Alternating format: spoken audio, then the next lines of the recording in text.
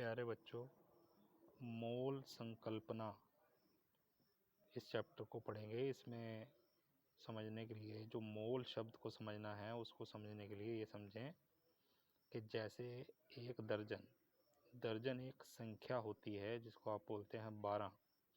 तो जैसे एक दर्जन 12 होता है, ठीक उसी तरह से मोल भी एक संख्या होती है। एक मोल का अर्थ होता है 6.02 × 10⁻23। 2 मोल होंगे तो ये दुगना हो जाएगा, 2 गुना। 2 दर्जन तो 2 × 12 यानी कि 24। तो इसी तरीके से 1 मोल तो ये 2 मोल। अब अगली बात है मोल का द्रव्यमान।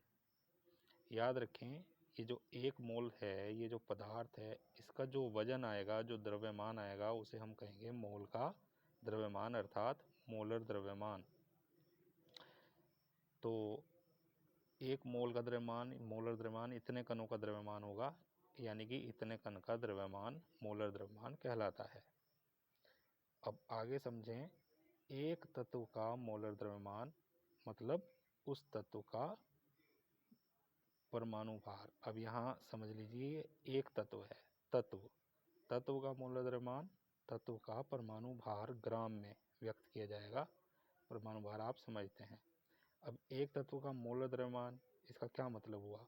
तत्व है तो एक तत्व का मोलर द्रव्यमान, मोलर का मतलब 1 मोल अर्थात इतने तत्व के कणों का द्रव्यमान किसके बराबर होगा? उस तत्व का परमाणु भार। उदाहरण के लिए सोडियम तत्व का मोलर द्रव्यमान सोडियम का परमाणु भार होगा, जो कि है 23 ग्राम।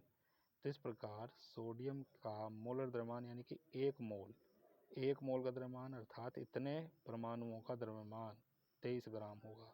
तो सोडियम के 1 मोल अर्थात 6.02 × 10⁻23 परमाणुओं का द्रव्यमान 23 ग्राम होगा। इसी प्रकार आप अन्य तत्वों के मोलर द्रव्यमान लिख सकते हैं। तो ये था तत्वों का मोलर द्रव्यमान।